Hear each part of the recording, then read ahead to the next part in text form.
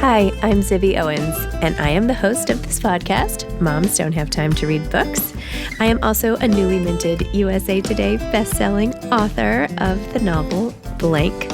I've created a whole community of book lovers around this podcast, a publishing company, reading retreats, a bookstore, and more. Learn more at zibbymedia.com or follow me on social at Zibby Owens or join the community at Zibby Readers. Jeff Norton and Holly Smale are here with me together to discuss the novel GEEK Girl, which was just made into a fabulous #1 series.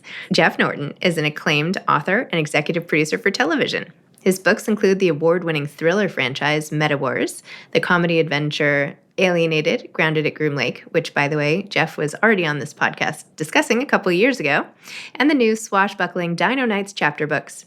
He is also the originator and co-author of the best-selling Princess Ponies franchise by Chloe Ryder.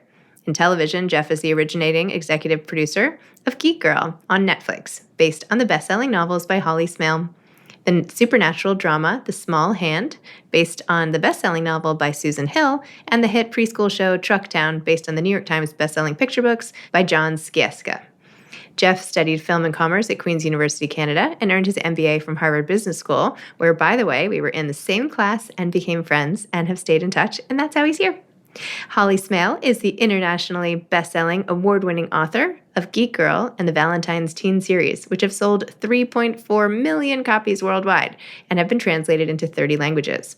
Her debut adult novel, Cassandra in Reverse, was the June pick for Reese's Book Club and BBC Radio 4 Book Club, and she is the co-creator and co-writer of GEEK Girl, a top 3 hit show on Netflix around the globe. In January 2021, Holly was diagnosed as autistic at the age of 39. Suddenly, a lot of things made sense. Holly regularly shares, debates, and celebrates neurodiversity on Twitter and Instagram at Holsmale, Holsmale. Welcome, Holly and Jeff, for our 2-for-1 episode here today to discuss GEEK Girl, the series, the TV adaptation, the whole thing. We're so excited to have everybody here together. And I will have already read your bios, which I'm cutting out of this part, just FYI. Okay. So anyway, so welcome. Thanks so much for coming on Moms Don't Have Time to Read Books. Thank you so much for having us. Okay. So explain your relationship to people who don't know and how the two of you teamed up on your project for Netflix. So I'll start, Holly, and then you can chime in if I've gotten anything wrong. So we've known each other for a long time, not quite as long as you and I have known each other, Zibby, but quite a while. And both Holly and myself, our debut novels came out at the same time, back in 2012, 2013. And so I was very aware of GEEK Girl, and I had read the book as soon as it came out because it burst on the scene in the UK and then globally. And then maybe, I want to say, Holly, 7 years ago? Is it 7? I think it's 7. Yeah, I was trying to do the maths. Yeah, I approached Holly and asked if she would do me the honor of letting me try and get her books and bring Harriet Manners, her lead character, to the screen. Because Zibby, as you know, I split my life between writing books and also putting together TV shows. And Holly trusted me with that, and through thick and thin and ups and downs and all sorts of, trying to move this creative boulder up the hill, we finally got there. But it's been, I think, about 7 years, Holly. Yeah, I mean, it was a long time, wasn't it? And then, the story is exactly the same. Is that, we'd just come out, I think, of option with another company because GEEK Girl had been under option since it was published. When it sort of went out into the into the wide world. But nothing had really happened. So I think by the time Jeff approached me, I was like, oh, not again! I can't keep going through this. But I just really liked him, and like my general life ethos is to just kind of go with my gut where possible, and just a really good, great guy. So yeah, I was just like, I trust him, and it was a trust that paid off, I think. Oh, it's funny. They give publishing such a hard time for being slow, and yet look at how long it took to get this made. Yeah. I think Hollywood has somehow escaped that wrath. I don't know, feels faster or something. But I think TV, and also TV has changed so much, Jeff. I mean, I know Jeff will know more about this than me, but when the books came out in 2013, like the TV just wasn't where it was at that point. Like all the big shows hadn't really kind of cemented themselves in sort of worldwide culture. So it still felt like a very movie-based place. And I think that has really changed in the last decade. And that's a really good thing for me, because I always wanted TV, because I was always just a big fan of those stories that you can expand and make bigger than just a movie. But yeah, I think that shift is maybe left a few things that that needed a bit longer to get made. One of the things I remember you saying right at the very beginning is that you had been approached by numerous parties, and invariably almost all of them wanted to take Harriet to the US. They wanted to Americanize the entire story universe. And you said, it's really important to me that it remains authentic, that it remains British. And that's something that we committed to right from the very, very beginning. And, I think the idea of staying authentic to the character and staying authentic to the story that Holly had created, I think that's ultimately why we're able to get this made. And the whole story really is about being your kind of authentic self. And, yes. I think staying true to that right from the get-go has stood us in good stead, even though it took a long time. Yes. Yeah. And I think, there's something really beautiful about that. The ethos of the books is always, kind of be proud of who you are and stick to your guns and, be yourself. And I love that the team behind it feels the same way and has kind of approached the project, as Jeff said, in exactly that way, which is, if it's authentic, then it will be right. So yeah, I'm really glad, because I didn't feel right about making Harriet American. She just feels, she's based on me as a teenager, and I don't think it would have felt a little bit weird to be something. Watching it was so fun. I can't speak for all Americans, but I will say that the glamour of the British accent and the British, where was it, the Tate Modern, where the fashion show was, it was so cool, right? It's escapist and glamorous, but in a way we haven't seen here, right? So I think that's huge. Selling point, in fact. But Holly, talk a little bit about the inspiration for the series and when you started writing it and how you have felt now about this. It's blowing up ridiculously over the years. Yeah, it's crazy. The Geek Girl ride has been a bit of a roller coaster generally over the years. Yeah, I've wanted to be a writer since I was tiny, since I was like 4 years old. And I'd written this really massive, very serious adult novel, but will never see the light of day because it was terrible. And while I was sort of like feeling very defeated by that, my friend said, "Why don't you write about when you were a teen model?" And I was like, "I think I can do better than that. I've got a master's in Shakespeare." So I was incredibly snotty about it. But she dared me. So I went home and sat down, and it was like 2008 Christmas, and wrote, "My name is Harriet Manners, and I'm a geek." And I said this line and just thought, this is the story I'm supposed to tell. And it's not, it's got modeling in it, but it's really about, how I'd felt as a teenager, where I always felt like I didn't fit in and that I just would do anything to be like everyone else. And, the troubles I'd gone through at school, but kind of with a sort of comedy fairy tale aspirational spin to it, and this kind of loving yourself message that just felt really, really important. And Harriet is me as a 16-year-old. That is, there's the only difference is she's not a writer, and I think that's the only thing that I changed. But yeah, the books just kind of blew up out of nowhere. No one expected them to. I was a debut, no one knew who I was. And so that was an incredible ride, especially in the UK. And when we came to do the TV, we just wanted to do something that felt like that it was fun and fresh and real and authentic. But we didn't, I can't speak for Jeff, and I can't speak for anyone else, but I was like, this will probably just be a tiny little show, that a few people who liked the books and probably won't reach that many people. And then, it's number 3 in the world right now. So it's just for the last few days going, what? Like, what? So yeah, it's been amazing, incredible. Harriet just keeps giving. Oh my gosh. How does that feel, Jeff? I know you've done so many projects and already had so much success, but still, that's got to feel good. It feels amazing. And I think it's incredibly validating as well, right? Because the process itself, as we talked about earlier, takes a long time, but also it's one that's always filled with rejection, right? We tried to get this set up multiple times, banged our heads against the wall until they were bloody, and it took a long time to put the pieces in place to finally find other people who believed in it as much as we did to kind of get this train on the tracks. And so to have it be so well received is incredibly validating. I think the other thing that is validating is Harriet Manners is a very, very specific character, and as Holly said, it's loose. It's sort of loosely based on her, or not that loosely even.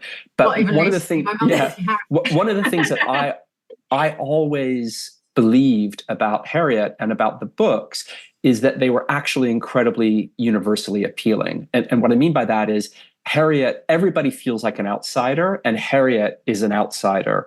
And I think, it's not just the story of a teenage girl who becomes a model, or it's not just a story of somebody who's neurodiverse. It's a story of somebody who doesn't feel like they belong in their life, and figuring out how to be their best self. And I think that's universal. I remember reading the book so many years ago, Holly, and thinking like, I feel like Harriet Manners. And I think the show has been so widely received because everybody actually deep down feels that way. And I think that's creatively, that's incredibly validating, is that people have just sort of seen themselves in this incredible character and in this incredible story.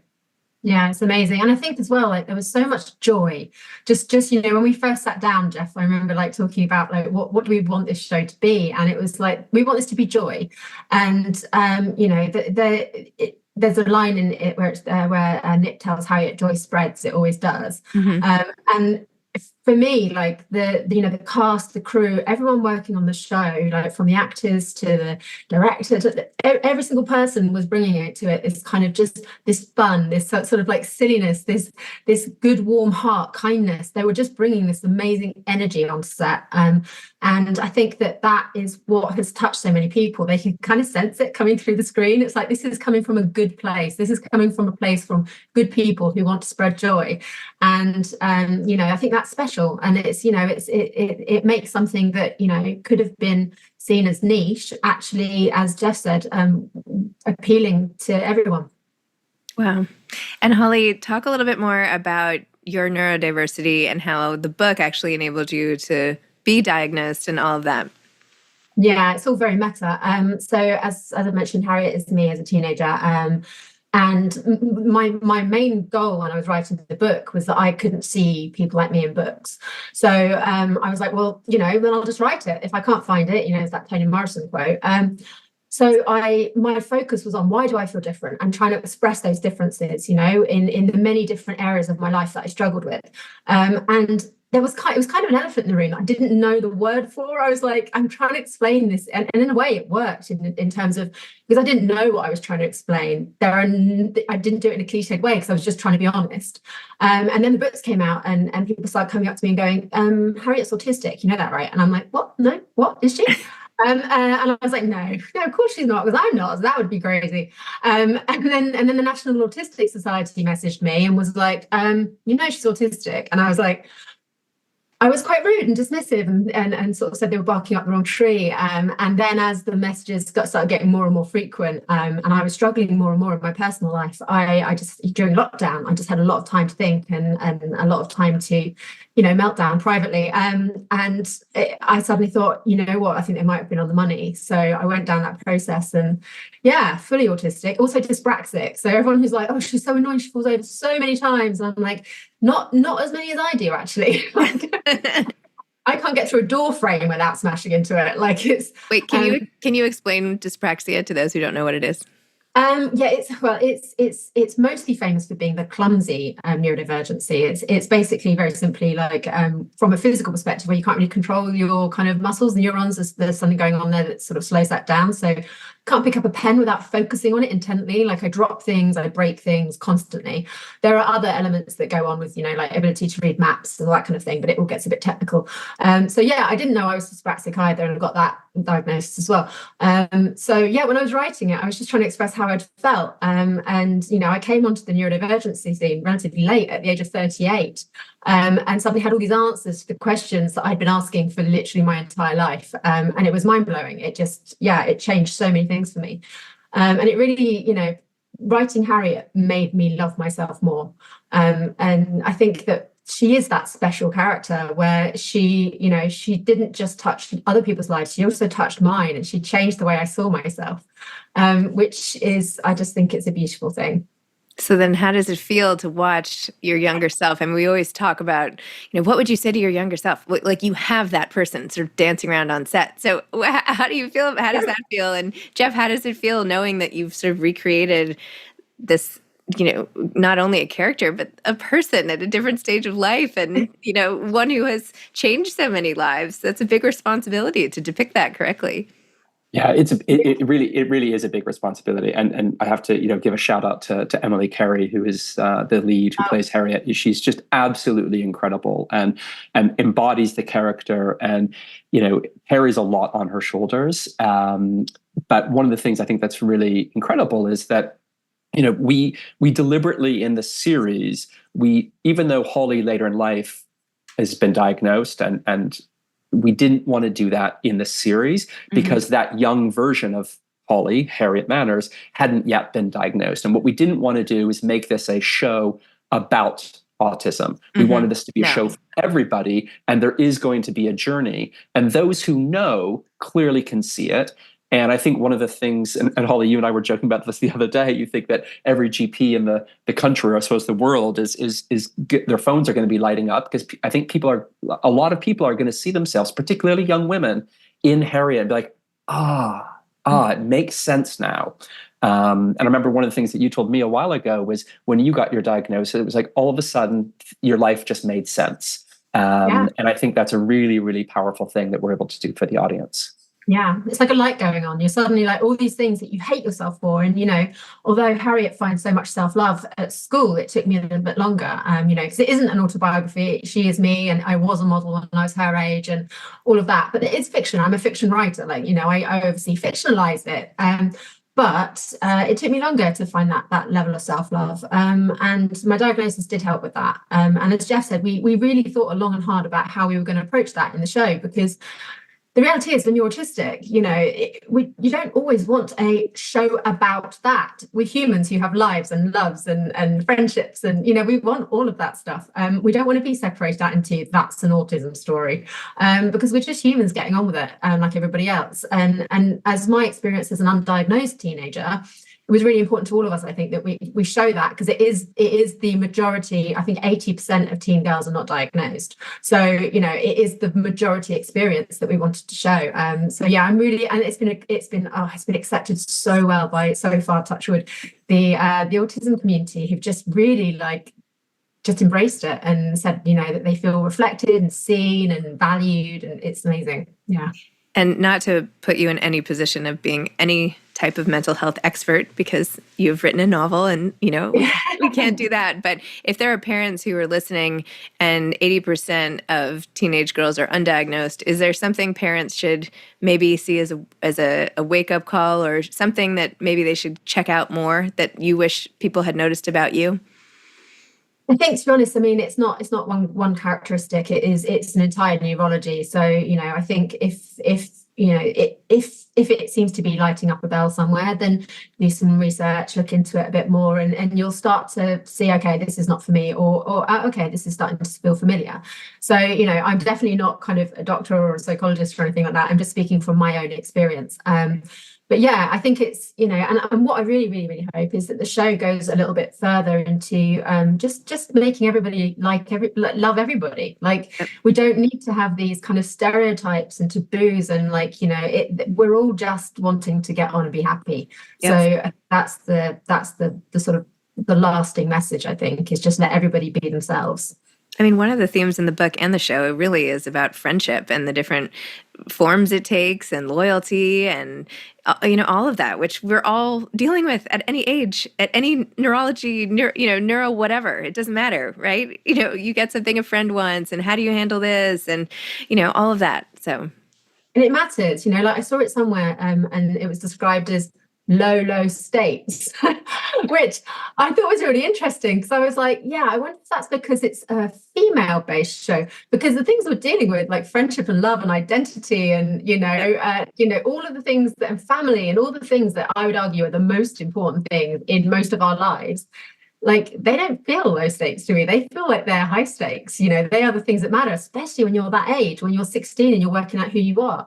So, I do think that it's a show that hopefully is tackling, things that matter, but in a very joyful, light way, Well, I have to tell you, as I was watching the show, and there's the one scene when Harriet is desperately trying to reach her stepmother and her father, and the father's just like, doing air drums on the couch, listening to music, and the mom was, I don't know, bringing in fresh direct or something, and nobody was picking up the call. I literally just like reached over to my phone and I was like, turn ringer on, it's like, here I am watching TV. It's so easy. I feel like I'm always missing calls from my kids now, even though I'm like trying to be available all the time. But anyway, I kind of saw that from the parent point of view as well. Yeah, and that family, I know, like when we spoke very early in the process, Jeff, we were both really keen on making sure that family, it's in the books, the family is a very strong kind of bond. And, that's something that sometimes does get overlooked in sort of teen dramas, because it's almost like, get rid of the parents, they're boring. And we've just felt like, a lot of us have, families that we love and we want to share that experience. Yes. I think that was quite an early conversation, wasn't it, Jeff? Yeah, absolutely. And I think that's one of the reasons why the show has been so successful, is it's not just a teen demographic. It was really important that all of the adult characters were fully formed. They all have their own lives. I always like to say everybody's the star of their own movie. So every single character, Richard and Annabelle in particular, they're going through all sorts of things. I won't give any spoilers, but they're going through all sorts of things in their marriage, in their lives, in their relationship with Harriet, in their relationship with one another. And I think it's really important to reflect that back to the audience, that it's real. And if that's low stakes, listen, we don't need a bank heist to make amazing drama.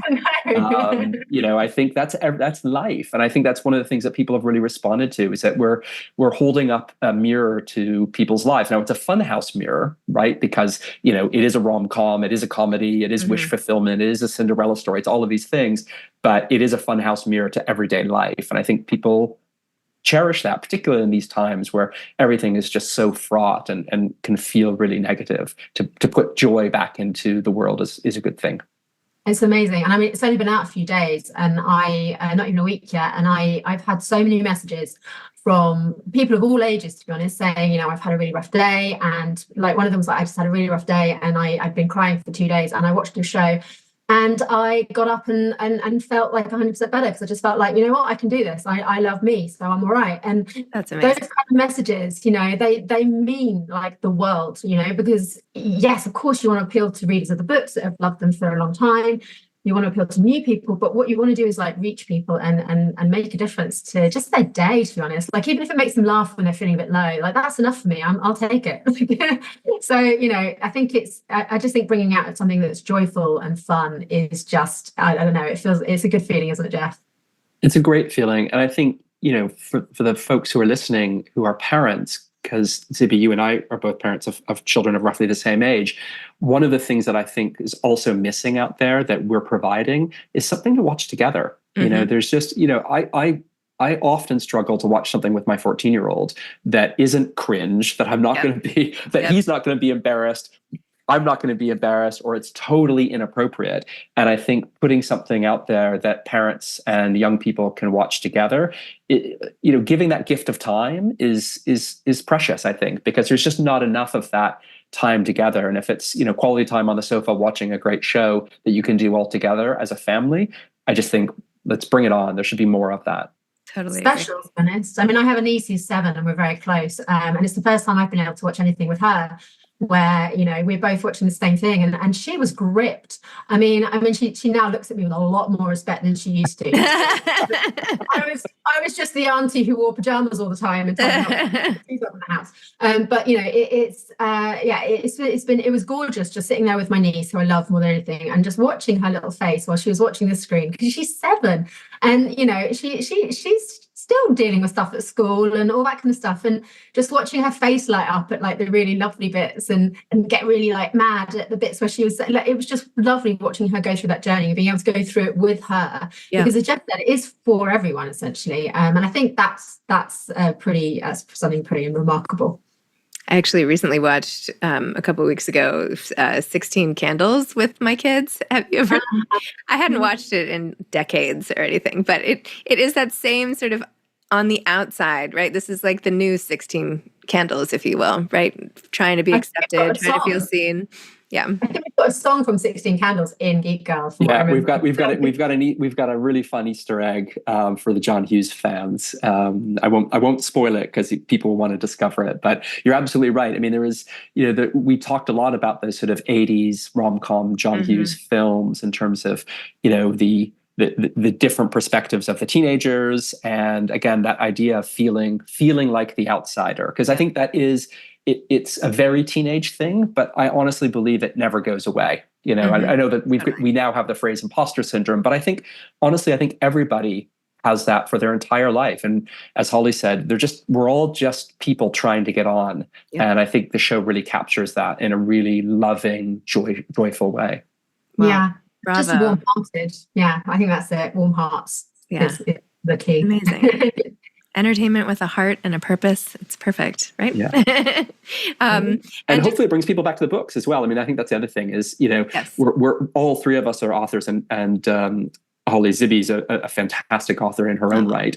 And I think, one of the things that I always try and do with the projects that I do, because they're all book-based, is if you can create that virtuous circle where maybe somebody didn't know the Geek Girl books, but now they discover the show and they can go back to the books, or maybe Holly discover Cassandra Complex, which I think in the US is called Cassandra in Reverse. Yes. Is that right? It's called Cassandra in Reverse in the UK now as well. We've shifted it, switched it. Gotcha. Which was a Reese's book club pick. That's huge. Oh my gosh. It's like the biggest thing ever. I know. I got that phone call. I got it after I missed it. I got back from running, which I almost never do. And I had like 15 missed calls, and I was like, nothing, this never happens. And I was like, I should go running more often, because I feel like, this good things happen when I do. I'm going to go for a run now. Just hearing that. Let's see what happens if I actually go for a run. Absolutely, yeah. Jeff, do you have any more books of your own coming soon, or what are you writing right now? Yeah, so I'm deep in editing on a chapter book series. I guess it's targeted at sort of 7 to 9-year-old boys, but again, everything I do hopefully is for everybody. But it's really fun. It's called Dino Knights, and so it's the 3rd book in that series, and it's medieval knights on the backs of dinosaurs. Kind of does what it says on the tin, but it's just swashbuckling fun. So I'm deep in the line edits on that right now. Amazing. I think Harriet would be obsessed with that book. Like, yes. Knights and dinosaurs together, that has to be like the ultimate. And what about you, Holly? Are you writing anything new or editing new things? Yeah, I'm just coming to the edit of my second adult book, which is yet untitled. Well, I've got a title, but I have to see if it's been approved yet. So yeah, that's coming out next year. So it's not a sequel to Cassie, but it has the same feel to it. So yeah, it'll be like a high concept romance, comedy romance, which is kind of what I do, basically. So great. Well, it's so wonderful. I'm so glad the two of you have teamed up and found this great partnership, which I'm sure will just continue to be wonderful. And I'm so excited, selfishly, to have a new show and a new series to give my kids, watch with my kids, and all of that. So thank you for all of it. And thanks for coming on. Thanks. It'd be so great to see you. Great to see you too. Bye. Bye, guys. Thanks for listening to Moms Don't Have Time to Read Books. If you love it, please leave a review and follow us on social at Zibby Owens and at Zibby Readers.